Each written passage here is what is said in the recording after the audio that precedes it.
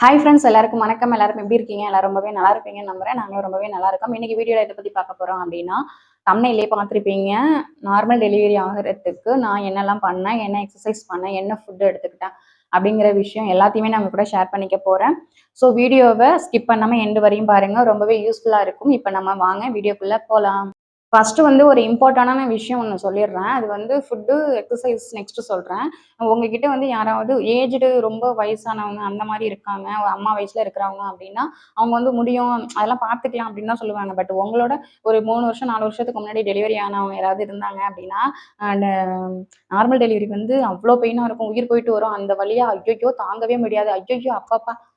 அவ்வரா அப்படிங்கிற மாரி அந்த வலி எப்படி இருக்கும், எப்படி இருக்கும் அப்படின்லாம் சொல்லுவாங்க. ஸோ தயவு செஞ்சு அதெல்லாம் காதுலயே வாங்கிக்காதீங்க. உங்களால முடியும். உங்களால நார்மல் டெலிவரி பண்ணி உங்க குழந்தைய பெத்துக்க முடியும் அப்படின்னு சொல்லிட்டு ரொம்ப கான்ஃபிடென்ட்டா இருங்க. ஏன்னா நான் அவங்க சொல்றது எல்லாத்தையுமே காதுல வாங்கிக்கிட்டேன். பட் என்னோட மைண்ட் ஃபுல்லா வந்து நார்மல் டெலிவரி அந்த வலி எப்படி தான் இருக்குன்னு பார்க்கணும் அப்படிங்கிற மாரி ஒரு அவ்ளோ நம்பிக்கையில இருந்தேன் நானு.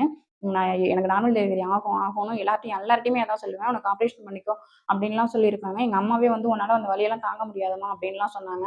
நான் யாரு சொல்றதையுமே காதுலயே வாங்கிக்கலங்க. எனக்கு வந்து ஆகுங்கிறத மட்டும் நான் பாசிட்டிவா தான் திங்க் பண்ணிட்டே இருந்தேன். தயவு செஞ்சு அவங்க சொல்றாங்க, இவங்க சொல்றாங்கன்னு நெகட்டிவா திங்க் பண்ணாதீங்க. உங்களால முடியாதோ அப்படின்னு சொல்லிட்டும் நெனைக்காதீங்க. கண்டிப்பா முடியும். என்னுடைய கதை எல்லாத்தையுமே நான் லாஸ்ட்டா சொல்லும்போது உங்களுக்கே தெரியும். எனக்கே ஆகும்போது உங்களுக்கெல்லாம் ஆகாதா? ஸோ கான்ஃபிடென்ட்டா இருங்க. கண்டிப்பா உங்களுக்கு நார்மல் டெலிவரி ஆகும். யாரு சொல்றதையும் தயவு செஞ்சு காதுல வாங்கிக்காதீங்க. என்னுடைய அனுபவத்துல சொல்றேன். இப்ப நம்ம ஃபுட்டுக்கு வந்துடலாம். ஆ முருங்கைக்கீரை வந்து எடுத்துக்கோங்க. முருங்கைக்கீரை வந்து துவட்டுற மாரி சாப்பிடுவாங்க. பொரியல் மாரி பண்ணுவாங்க. அப்புறம் துவட்டி, அப்புறம் துவட்டுறதுன்னு தான் சொல்லுவாங்க எங்க ஊர்ல. அப்புறம் சூப்பு மாரி வச்சு குடிங்க. சாறு மாரி உங்களுக்கு எந்த மாரி பண்ணி சாப்பிட பிடிக்குதோ, அந்த மாரி பண்ணி சாப்பிடுங்க. வாரத்துக்கு ஒரு 4 நாள் டெய்லியும் எடுத்துக்கலைனாலும் 4 நாள் எடுத்துக்கோங்க. நான் கன்டினியூவா எடுத்துக்கிட்டேனா அப்டின்னா, இங்க எனக்கு முருங்கைக்கீரை கிடைக்காது. அதனால நான் ஊருக்கு வந்துட்டு 7 மாசத்துக்கு அப்புறம் தான் எங்க வீட்ல வந்து தான் நான் முருங்கைக்கீரை சாப்பிட ஆரம்பிச்சேன். அதேமாரி கன்டினியூவா டெய்லியுமா நான் எடுத்துக்கல. வாரத்துக்கு ஒரு 4 நாள் எடுத்துட்டேன். உங்களுக்கு வந்து டெய்லியும் கிடைக்குது, டெய்லியும் பண்ணி குடுக்குறாங்க அப்டின்னா, கண்டிப்பா அத வந்து கொமட்டுற மாரி அந்த மாரி அந்த டயத்துல இருந்துச்சு அப்டின்னாலும் மல்லு கட்டி சாப்ட்டுருங்க. அதுக்கப்புறம் வந்து அத விட முருங்கைக்கீரைய விட நான் இன்னொரு விஷயம் என்ன பண்ணேன் அப்டின்னா, கவர்மெண்ட்ல குடுக்குற அயர்ன் டானிக்ன்னு சொல்லிட்டு ஒரு 3 பாட்டில் குடுப்பாங்க. புரோட்டீன் பவுடரு 2 பாட்டில் உங்களுக்கு தெரியும். கவர்மெண்ட் ஹாஸ்பிட்டல்ல காட்டுனீங்க அப்டின்னா, அது கூட டேட்ஸு, அப்புறம் நெய்லாம் குடுத்துருப்பாங்க இல்லையா? அதுல என்ன பண்ணேன்னா, அயர்ன் டானிக் வந்து ஸ்மெல் அடிக்கிற மாரி தான் இருக்கும். எங்க வீட்ல எல்லாருமே வாங்கி வச்சிருந்தாங்க. பட் யாருமே குடிக்கலையாம். நான் எதையுமே வேஸ்ட் பண்ணலங்க கவர்மெண்ட்ல குடுத்தது. கவர்மெண்ட்ல குடுத்தது தானேன்னு சீப்பா தயவு செஞ்சு நெனைக்காதீங்க. அவ்ளோ ஹெச்பி லெவல் வந்து அவ்ளோ இன்க்ரீஸ் ஆனுச்சு. எனக்கு வந்து நர்ஸே வந்து இங்க நான் இருக்கும்போது கோயம்புத்தூர்ல இருக்கும்போது நர்ஸ் பார்க்குறப்பலாம் என்ன சொல்லுவாங்கன்னா, ஒவ்வொரு தடவையும் ஹெச்பி லெவல் செக் பண்ணும்போது, இப்ப வச்சிருக்க ஓகே. ஃபியூச்சர்ல வந்து தம்பி வளர வளர சாரி அவங்களுக்கு தம்பின்லாம் தெரியாது. குழந்தை வளர வளர வந்து ஆ அவங்களுக்கு போயிடும் அப்படிங்கிறதுனால உங்களோட ஹெச்பி லெவல் வந்து குறைய ஆரம்பிக்கும். அதனால நீங்க இப்பயிலேருந்து ஃபுட் வந்து நல்லபடியா எடுத்துக்கிட்டீங்க அப்படின்னா தான் குழந்தை பிறக்கறதுக்கு நார்மல் டெலிவரி ஆகுறதுக்கு ரொம்ப யூஸ்ஃபுல்லா இருக்கும் அப்படின்னு சொல்லிட்டு சொல்லியிருந்தாங்க. பட் நான் தம்பி பிறக்கறதுக்கு ஒரு 1/2 அன் ஹவருக்கு முன்னாடி வரையும் எனக்கு பிளட் எடுத்துட்டு போயிட்டே தான் இருந்தேன். ஹெச்பி லெவல் பார்த்துக்கிட்டே இருந்தாங்க. அப்ப பார்க்கும்போது நான் எனக்கே ஆச்சரியமா இருந்துச்சு. 12.7 வச்சிருந்தேன் நான் தம்பி பொறக்கிற வரையுமே. எப்படி இவ்வளவு இருந்துச்சுன்னா, அதுக்கப்புறம் தான் யோசிச்சு பார்க்கும்போது, ஆனா நான் வந்து அந்த அயர்ன் டானிக் குடிக்கிறப்பலாம் ஒவ்வொரு டைமும் செக் பண்ணும்போது 13.5லாம் நான் வச்சிருந்திருக்கேங்க. எனக்கே ஆச்சரியமா இருக்கும். எனக்கு அதுக்கு முன்னாடி வந்து எனக்கு பிளட் கம்மியா இருந்து பிளட்லாம் போட்டிருந்தாங்க. காலேஜ் படிக்கிற டைம்லலாம். அப்படி இருந்த எனக்கு வந்து எப்படி இவ்வளவு இன்க்ரீஸ் ஆனுச்சு அப்படின்னு பார்க்குறப்ப அந்த அயர்ன் டானிக் தான். தயவு செஞ்சு அந்த அயர்ன் டானிக் இருந்துச்சுன்னா குடிங்க டெய்லியும். அது வந்து நைட்ல மட்டும் தான் குடிப்பேன். அப்புறம் வந்து அயர்ன் டேப்லெட் குடுப்பாங்க இல்லையா? காலையில ஒண்ணு, நைட் ஒண்ணு போட சொல்லுவாங்க. அதுவும் கன்டினியூவா போட்டுட்டே இருந்தேன். அப்புறம் வந்து இன்னொரு டேப்லெட் விட்டமின் சியா கால்சியம் டேப்லெட். அது குடுத்தாங்க. எல்லாமே நான் கவர்மெண்ட்ல உள்ளது தாங்க சாப்பிட்டேன். பிரைவேட்ல நான் சாப்பிடவே இல்ல. ஃபர்ஸ்ட் 3 மந்த் மட்டும் தான் நாங்க கட்டுனோம். 3 மந்த்துக்கு அப்புறம் அங்க வந்து அமௌண்ட் அதிகமா இருந்துச்சு அப்படிங்கிறதுனால நான் கவர்மெண்ட் மாறிக்கிட்டேன். கவர்மெண்ட் குடுக்குற tablet, iron tonic, protein powder, அங்க உள்ள டேட்ஸ் ஒரு பாட்டில் தான் பாக்ஸ் தான் சாப்பிட்டேன். இன்னொன்னு இங்க வச்சுட்டு போயிட்டேன். நான் அங்க ஊருக்கு போனதுக்கு அப்புறம் தான் எங்க மாமா இங்க வந்து குடுத்துருந்தாங்கன்னு சொல்லிட்டு எடுத்துட்டு வந்திருந்தாங்க அங்க. அதுக்கப்புறம் வெளியில நான் டேட்ஸ் வாங்கி டெய்லி ஆனா டேட்ஸ் சாப்பிடுவேன். டெய்லியும் டேட்ஸ் சாப்பிடுவேன். அப்புறம் டெய்லி பால் குடிப்பேன். பால்ல வந்து புரோட்டீன் பவுடர் 2 பாட்டில் குடுத்து, தம்பி பிறக்கறதுக்கு முன்னாடி 1 பாட்டில் குடிச்சேன். அதுக்கப்புறம் குழந்தை பிறந்ததுக்கப்புறம் 1 பாட்டில் குடிக்க சொன்னாங்க. அதனால 1 பாட்டில் ஃபுல்லாவே நான் குடிச்சுட்டேன். அயர்ன் டானிக் ஃபுல்லா 3 பாட்டில் வந்து 2 பாட்டில் தம்பி பிறக்கறதுக்கு முன்னாடி குடிச்சுட்டேன். பொறந்ததுக்கப்புறம் 1 பாட்டில் குடிச்சேன். அப்பயும் பிளட் போயிருக்கும் அப்படிங்கிறதுனால சொல்லி தான் குடுத்துருந்தாங்க. அவங்க குடுத்தது எல்லாமே நான் கரெக்ட்டா ஃபாலோ பண்ணேன். ஆ அதுவுனாலயோ என்னவோ தெரியல. அ எனக்கு பிளட் கம்மியாகல. அதேமாரி ஃபுட்ல வந்து கண்ட்ரோலா இருக்குங்க. அந்த டயத்துக்கு நெறைய பசிக்கும். எனக்கு பயங்கரமா பசிக்கும். சும்மா சும்மா பசிச்சுட்டே இருக்கும். 10 நிமிஷம் சாப்பிட்டுட்டு 10 நிமிஷம் கழிச்சு திரும்ப பசிக்கும். அப்படிங்கிறதுனால பசிக்குதுங்கிறதுனால நெறைய எடுத்து சாப்பிட்ற மாட்டேன். கொஞ்சம் கொஞ்சமா சாப்பிட்டேன். வெயிட் வந்து அதிகமா இல்லாம பார்த்துக்கோங்க. அதிகமான ரொம்ப கம்மியா இல்லாம என்னோட வெயிட் வந்து நான் கன்சீவா இருக்கும்போது 59 இருந்தேன். பட் நான் டெலிவரி அப்பலாம் வந்து 74 கிட்ட வந்துட்டேன். 9த் மந்த் லாஸ்ட்டா நான் செக் பண்ணும்போது, ரொம்ப வெயிட் அதிகமாயிடுச்சு அப்டின்னு அதிகமா சாப்பிட்டு அதிகமா வெயிட் ஆயிடுச்சு அப்டின்னாலுமே வந்து, நார்மல் டெலிவரிக்கு கொஞ்சம் கஷ்டம் அப்டின்னு சொல்லுவாங்க. பட் எனக்கு நான் டெலிவரி ஆனதுக்கப்புறம் அந்தாண்ட பார்த்தா அவங்க என்ன விட ரொம்ப குண்டா இருந்தாங்க அந்த பொண்ணு. அந்த பொண்ணுக்குமே நார்மல் டெலிவரி தான் ஆனுச்சு. 74 பொறந்ததுக்கப்புறம் ரொம்ப எனக்கு உடம்பு ரொம்ப உப்பி போயிடுச்சு. அதெல்லாம் நான் நெக்ஸ்ட் வீடியோல சொல்றேன். அது என்ன அப்டின்னு எப்டி ஆனுச்சு அப்டின்னு சொல்லிட்டு. அதுக்கப்புறம் சொல்லிட்டேன் டேட்ஸ் ஃபுல் சாப்பிடுங்க. அதுக்கப்புறம் அந்த டானிக் குடிங்க. நீங்க கவர்மெண்ட்ல காட்டலன்னா, பிரைவேட்ல கூட நீங்க அயர்ன் டானிக் வாங்கி குடிங்க. அதுக்கப்புறம் என்ன பொறுத்தவரையும் நான் கவர்மெண்ட்ல உள்ள அயர்ன் டானிக் பெஸ்ட்டுன்னு சொல்லுவேன். செம்மையா ஹெச்பி லெவல் இன்க்ரீஸ் ஆனுச்சு. அதுக்கப்புறம் கீரை சொல்லிட்டேனா, டேட்ஸு, அப்புறம் கொண்டைக்கல்ல அவிச்சு சாப்பிடுவேன். அது எங்க வீட்ல இருக்கும்போது சாப்பிடுவேன். அதுக்கப்புறம் அதே மாதிரி வந்து கவர்மெண்ட்ல குடுக்குறதுல சத்து மாவு குடுப்பாங்க தெரியுமா? பால்வாடியில போயிட்டு வாங்கிட்டு வருவோம். அதையுமே நான் மிஸ் பண்ணவே இல்லங்க. நான் சத்து மாவு சாப்பிட்டேன். சத்து மாவு வந்து எங்க மாமா என்ன பண்ணுவாங்கன்னா, கடையில நான் வாங்குனதே கிடையாது. நான் எதையுமே பிரைவேட்ல வாங்கவே இல்லங்க. எல்லாமே கவர்மெண்ட்ல குடுக்குறத ஃபுல் அண்ட் ஃபுல் யூஸ் பண்ண ஆளு நானு. அது சத்து மாவு குடுக்குறாங்க அப்டின்னா, ஆ உருண்ட பிடிச்சு வெந்நீர்ல உருண்ட பிடிச்சு சாப்பிட்டேன். அது எனக்கு செட் ஆகல. ஆனா வாங்கி வாங்கி வச்சுப்பேன். அது ஏன் வேஸ்ட் பண்ணிட்ட அப்டின்னு சொல்லிட்டு புட்டு மாரி நான் வச்சு சாப்பிடுவேன். எப்டின்னா மாவு கொட்டிட்டு கொஞ்சமா தண்ணி தெளிச்சுட்டு, புட்டு மாரி எப்டி இட்லி பானையில வச்சு அவிச்சுட்டு, இறக்கிட்டு கொஞ்சமா தேங்காய், அப்புறம் சர்க்கரை எக்ஸ்ட்ரா வேணும்னா நான் சேர்த்துப்பேன். நாட்டு சர்க்கரை தான் சேர்ப்பேன். சேர்த்துட்டு எடுத்து வச்சிருப்போம் ஒரு இடத்துல. போறப்ப வரப்பலாம் தனியா உட்காந்து சாப்பிடணும்னு தேவை கிடையாது. போறப்ப வரப்பலாம் வந்து ஒரு ஸ்பூன் எடுத்து எடுத்து போட்டு சாப்பிட்டு போயிடுவேன். அப்படியே அது சரியா போயிடும் அது. அந்த மாரி நான் சத்து மாவுலாம் சாப்பிட்டேன். நிஜமாவே நம்ப மாட்டீங்க நான் சத்து மாவு சாப்பிட்டேன். ஹாஸ்பிட்டல் கவர்மெண்ட் ஃபுட்ல எல்லாமே நான் யூஸ் பண்ணிக்கிட்டேன். அதுக்கப்புறம் பால் நான் டெய்லியும் குடிப்பேன்னு சொன்னா, புரோட்டீன் பவுடர் போட்டு குடிப்பேன். அதுக்கப்புறம் வந்து அப்புறம் வந்து இன்னொரு ஒரு முக்கியமான விஷயம் என்ன அப்டின்னா, அது லாஸ்ட் டைம் தான் எனக்கு சொன்னாங்க. அந்த டயத்துல நான் பண்ணுனேன். அது என்னன்னா, வடிச்ச கஞ்சி இருக்குல்ல, அரிசி சாதம் வடிக்கிற கஞ்சி தண்ணி இருக்குல்ல, அந்த தண்ணீல வந்து பட்டர் போட்டோம் பட்டர் போட்டு குடிச்சோம் அப்டின்னா, மிக்ஸ் பண்ணி கொஞ்சமா லைட்டா உப்பு போட்டுப்பேன் டேஸ்ட்டுக்கு. போட்டு குடிச்சோம் அப்டின்னா, நார்மல் டெலிவரி ஆகுறதுக்கு ரொம்ப யூஸ்ஃபுல்லா இருக்கும் அப்டின்னு சொல்லிட்டு சொல்லியிருந்தாங்க. அது நம்பிக்கையா என்னான்னு அது உண்டா என்னான்னு தெரியல. அப்டின்னா இருந்துச்சுன்னா கமெண்ட் பண்ணுங்க. ஆனா நான் பண்ணுனேன் அது.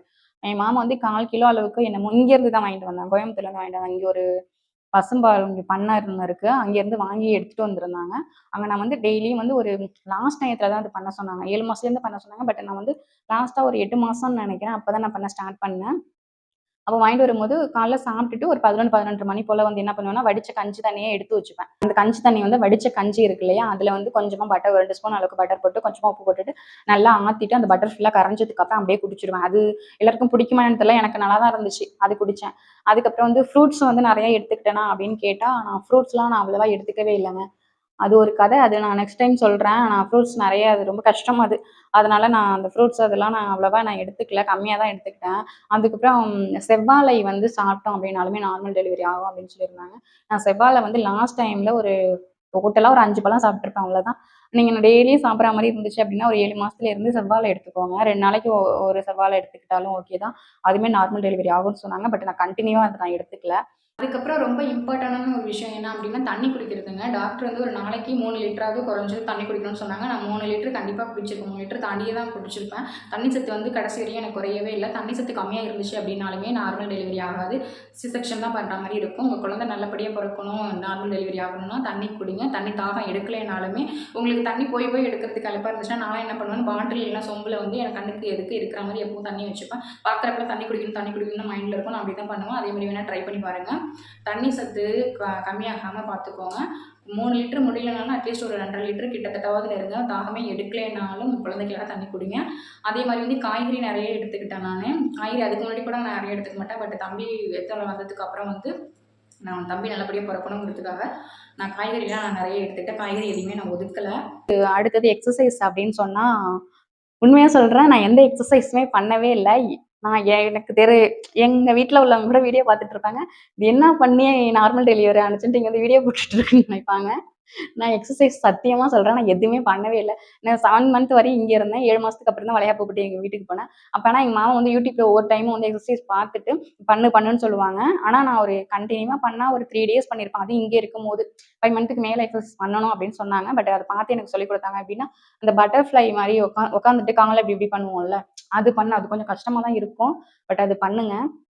அதுக்கப்புறம் இன்னொன்னு வந்து கைய இப்படி புடிச்சுட்டு உட்காந்து உட்காந்து எழுந்திரிக்கிறது. ஆப்போசிட்ல ஒரு ஆள் நின்னுட்டு உட்காந்து உட்காந்து எழுந்திரிக்கிற மாரி இருக்கும் இல்லையா? அந்த எக்ஸர்சைஸ் வந்து நான் பண்ணேன். கன்டினியூவா பண்ணல. 1 வீக் பண்ணியிருப்பேன்னு நினைக்கிறேன். ரொம்ப கஷ்டமா தான் இருக்கும். பட் முடிஞ்சா நீங்க பண்ணுங்க. இன்னொன்னு என்ன பண்ணேன் அப்படின்னா, நான் வாக்கிங் போணும் அப்படின்னு சொல்லுவாங்க. இங்க வந்து நான் வந்து 3 மந்த்துக்கு அப்புறமே வாக்கிங் போலாம் அப்படின்னு சொல்லியிருந்தாங்க. நான் என்ன பண்ணேன் அப்படின்னா, குனிஞ்சு நிமிர்ந்து நெறைய வேலை பார்த்தீங்க அப்படின்னாலுமே நார்மல் டெலிவரி ஆகுறதுக்கு நெறைய சான்ஸ் இருக்கு. இங்க 7 மாசம் வரையும் இருக்கும்போது என்ன பண்ணுவேன்னா, நைட் டயத்துல இங்க அந்த வராண்டால வந்து நான் நடப்பேன். சாப்பிட்டு முடிச்சுட்டு வந்து நடப்பேங்க. அது நான் பண்ணுனேன். அதேமாரி ஊருக்கு போனதுக்கு அப்புறம் வந்து இங்க வந்து சாப்பிட்டதுக்கு அப்புறம் நடப்பேன். டைம் கிடைக்கிறப்பலாம் நடப்பேன். அப்படி வெளியில நடக்க முடியலனாலும் வீட்டுக்குள்ளேயே நான் நடந்திருக்கேன். அதுக்கப்புறம் ஊருக்கு போனதுக்கு அப்புறம் என்ன பண்ணுவேன்னா, அ பகல்ல நடக்க முடியாது. வெயிலா இருக்கும். இங்கன்னா வராண்டா நடந்துப்பேன். வெயிலா இருக்குங்கிறதுனால நான் என்ன பண்ணுவேன் அப்படின்னா, நைட் டைம்ல வாசல்ல கொஞ்சம் நேரம் ஒரு 1/2 அன் ஹவர் கிட்ட நான் நடப்பேன் டெய்லியுமே. அப்படி இல்ல வெளியில நிக்க முடியலனாலும் வீட்டுக்குள்ள ரூம்க்குள்ள நீங்க நடந்துக்கிட்டனாலும் ஓகே. அது நான் பண்ணுனேன்.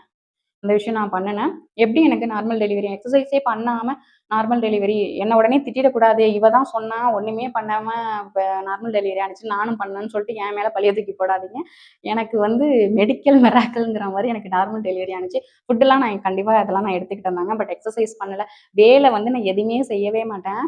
அதுக்குன்னு நீங்களும் வேலை செய்யாம இருக்காதீங்க. நான் எனக்கு நடந்த விஷயத்த சொல்றேன். என்ன மோட்டிவா எடுத்துக்கிட்டு மத்த விஷயத்த எடுத்துக்கோங்க. பட் எக்ஸர்சைஸ் பண்ணல அப்படிங்கிறத என்ன மோட்டிவா எடுத்துட்டு பண்ணாதீங்க. ஆ எப்படி நடந்துச்சுன்னு சொல்றேன்.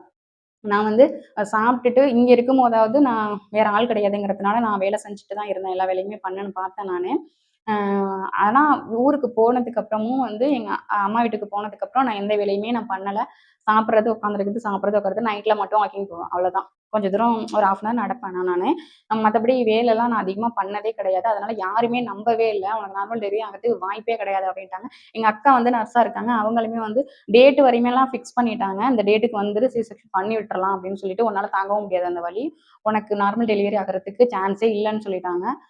ஆனா நான் வந்து கான்ஃபிடென்ட்டா இருந்தேன். எனக்கு ஆகும் அப்டின்ட்டு. எங்க மாமா வந்து எங்க மாமாவே என்ட்ட கேட்பாங்க, "உனக்கு வெட்கமா இல்ல?" நான் சொல்றேன், "எனக்கு நார்மல் டெலிவரி ஆகும்" அப்டின்னு சொல்றப்ப எங்க மாமா கேட்பாங்க, "உனக்கு கூச்சமே கிடையாதா?" அப்டின்ட்டு. "ஒரு வேலையும் பார்க்க மாட்ற, உனக்கு எப்டி ஆகும்?" அப்டின்னு சொல்லிட்டு. எங்க அக்காவே வந்து உனக்கு டேட்லாம் ஃபிக்ஸ் பண்ணிட்டா என்னன்னு யோசிச்சு சொல்லு. வீட்டுக்காரங்கட்ட கேட்டு என்னன்னு யோசிச்சு சொல்லு அப்டிங்கிறப்ப, எனக்கு எதுக்கு நான் ஆப்ரேஷன் பண்ணணும்? எனக்கு வந்து நார்மல் டெலிவரி ஆகும் அப்டின்னு சொல்றப்ப கூட, "என்னங்க மூஞ்ச காட்டு திரும்ப பார்ப்போம்" அப்டின்னு சொல்லிட்டு, ப்பு அப்டின்னு சொல்லிட்டு, "உனக்கு நார்மல் டெலிவரிலாம் வேற ஆகணும் நம்பிக்கை வேற இருக்கா உனக்கு?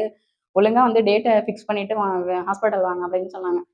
ஆனா நான் ரொம்ப நம்பிக்கையா இருந்தேன். இன்னொன்னு வந்து நீங்க வந்து இந்த நெகட்டிவா நம்மளால முடியாதுங்கிறத தயவு செஞ்சு மைண்ட்ல வச்சுக்காதீங்க. பாசிட்டிவா திங்க் பண்ணுங்க. என்னால முடியும், என்னால முடியும்ன்ட்டு நம்பிக்கையோட இருங்க. இன்னொன்னு வந்து சொல்லுவாங்கல்ல, பிரபஞ்சம் நம்ம என்ன சொல்றோமோ, அத பிரபஞ்சம் கேட்டுக்கிட்டே இருக்கும். அப்ப அது பிரபஞ்சமா என்ன அது கரெக்ட்டா சொல்றேனான்னு தெரியல. அதனால எங்க மாமா ஏதாவது ஒரு என்ன சொல்றது, அவச்சொல்ன்னு சொல்லுவாங்கல்ல, ஏதோ தப்பான ஒரு வார்த்தை சொல்றோம் அப்படின்னா, உடனே எங்க மாமா சொல்லுவாங்க, எல்லாத்தையுமே வந்து பிரபஞ்சம் கேட்டுட்டு இருக்கும். அது என்னன்னு தெரியலங்க. பிரபஞ்சமா என்னன்னு தெரியல. எல்லாமே கேட்டுட்டு இருப்பாங்க. நீ என்ன சொல்றியோ அது அப்படியே நடக்கும். ஸோ வந்து நீ வந்து நெகட்டிவா எதுவுமே பேசாத. பாசிட்டிவா பேசு பேசுன்னு சொல்லுவாங்க. அப்பலாம் நான் நம்ப மாட்டேன். பட் டெலிவரி ஆனதுக்கு அப்புறம் நான் நம்புறேன். நீங்க வந்து முடியாது, முடியாது அப்படின்னு நினைக்காதீங்க. நான் என்னால ஒவ்வொரு டைமும் வந்து எனக்கு முடியும், என்னால முடியும், என்னால முடியும். எனக்கு வந்து நார்மல் டெலிவரி தான் ஆகும். இத நான் ஒரு சவாலாவே எடுத்து நான் பண்ணுவேன். அந்த வலி எப்படி தான் இருக்குன்னு நான் பார்க்கணும் அப்படிங்கிற மாரியே என் மைண்ட்ல இருந்துச்சு. நான் ரொம்ப கான்ஃபிடென்ட்டா இருந்தேன். ஸோ நீங்களும் ரொம்ப கான்ஃபிடென்ட்டா இருங்க. யாரு சொல்றதையுமே கேட்காதீங்க. உங்களால முடியும்னு நீங்க மட்டும் நம்பிக்கை வைங்க. கண்டிப்பா முடியும். அந்த வலியெல்லாம் அவ்ளோ பெருசு, பெரிய வலியான்னு கேட்டா, அவ்ளோ வலிலாம் கிடையவே கிடையாது. அதே மாரி நான் வந்து எக்சர்சைஸ் பண்ணல அப்படிங்கிறத என்ன வச்சு யாரும் தயவு செஞ்சு பண்ணாதீங்க. உங்களால முடிஞ்ச அளவுக்கு பண்ணுங்க. வேலையும் பாருங்க. எனக்கு நடந்தது வந்து பெரிய ஆச்சரியமான ஒரு விஷயம் அப்டின்னும் சொல்லலாம். ஆனா எதுவும் பண்ணல. ஆனா பாசிட்டிவா நான் நெனச்சுக்கிட்டு இருந்ததோ என்னவோ தெரியல. கடவுள் தான் அப்டின்ட்டு கடவுள் நம்பிக்கை இருக்கிறவங்க கடவுள நம்புங்க. கண்டிப்பா நார்மல் டெலிவரி ஆகும். டெலிவரி கிட்டத்தட்ட நெருங்கிட்டு இருக்கு. அந்த சிச்சுவேஷன்ல இருக்கீங்க அப்டின்னா, உங்களுக்கு எல்லாருக்கும் வாழ்த்துக்கள். நீங்க கண்டிப்பா உங்களுக்கு நார்மல் டெலிவரி ஆகும். ஆம் பயப்படாம இருங்க. டெலிவரி ஸ்டோரி வேணும் அப்படின்னா கமெண்ட்ல சொல்லுங்க. நான் வந்து வீடியோ போஸ்ட் பண்றேன். நீங்க கமெண்ட் பண்ணல அப்படின்னாலுமே நான் டெலிவரி ஸ்டோரி கண்டிப்பா போடுவேன். அப்புறம் ரொம்ப இம்பார்ட்டன்டான விஷயம் என்ன அப்படின்னா, அந்த வீடியோஸ்லாம் பார்க்குறது மேக்ஸிமம் லேடீஸ் தான் பார்ப்பாங்க. அவங்களுக்கு வேணும் அப்படிங்கிறதுனால. எனக்கு முன்னாடி இருக்கிறவங்கலாம் வந்து டெலிவரி பெயின் இப்படி இருக்கும், இந்த சிம்ப்டம்ஸ் இருக்கும் அப்படிங்கிற மாதிரிலாம் என்கிட்ட யாருமே எதுவுமே சொல்லவே இல்ல. அவங்களுக்கும் ரொம்ப நாள் ஆச்சு தெரியலையா என்னான்ட்டு தெரியல. அது கூச்சப்பட்டு சொல்லலையா என்னான்னு தெரியல. பட் வந்து எனக்கு உங்களுக்கு ஏதாவது டவுட் இருந்துச்சுன்னா என்கிட்ட கேளுங்க. நான் சொல்றேன். எனக்கும் எல்லா விஷயமும் தெரியாது. ஒரு குழந்தை தான் பிறந்திருக்கு. எல்லாருக்கும் எல்லா விஷயம் தெரியுமான்னா தெரியாது. சப்போஸ் எனக்கு தெரிஞ்ச விஷயம் உங்களுக்கு தெரியாம இருக்கலாம். கேட்டீங்க அப்படின்னா, எனக்கு தெரிஞ்சுச்சு அப்படின்னா கண்டிப்பா நான் ரிப்ளை பண்றேன். அதுக்கப்புறம் இன்னொன்னு என்னன்னா, டெலிவரி டயத்துல எப்படி இருக்கும் பெயினு, என்ன அப்படிங்கிறதுலாம் எனக்கு தெரியவே இல்ல. எனக்கு இப்போ ஓரளவுக்கு நான் தெரிஞ்சுக்கிட்டேன். தெரியாதவங்களுக்கும் யூஸ்ஃபுல்லா இருக்கும். 1/2 மணி நேரத்துக்கு முன்னாடி பொறக்க வேண்டிய குழந்தைன்னு நெனைக்கிறேன். எனக்கு இதெல்லாம் யாருமே சொல்லிக் குடுக்கல. அதனால கொஞ்சம் லேட்டா தான் பொறந்தான். ரொம்ப வலி அனுபவிச்சேன் தான். ரொம்ப வலினா ரொம்ப வலி கிடையாது. ஏன்னா நான் எதுவுமே பண்ணவே இல்லையா. அதனால சரி அந்த மாதிரி வீடியோ வேணும் அப்படின்னு சொன்னால் நீங்கள் கண்டிப்பாக கமெண்ட் பண்ணுங்கள். நெக்ஸ்ட் வீடியோவில் நான் சொல்கிறேன். ஓகே ஃப்ரெண்ட்ஸ், இவ்வளோ நேரம் எங்கள் வீடியோவை ரொம்ப பொறுமையாக பார்த்ததுக்கு ரொம்ப நன்றி. வீடியோ பிடிச்சிருந்தா லைக் பண்ணி ஷேர் பண்ணி கமெண்ட் பண்ணுங்கள். மறக்காமல் சப்ஸ்கிரைப் பண்ணி எங்கள் சேனலுக்கு சப்போர்ட் பண்ணுங்கள். ஓகே, தேங்க்யூ, பாய்.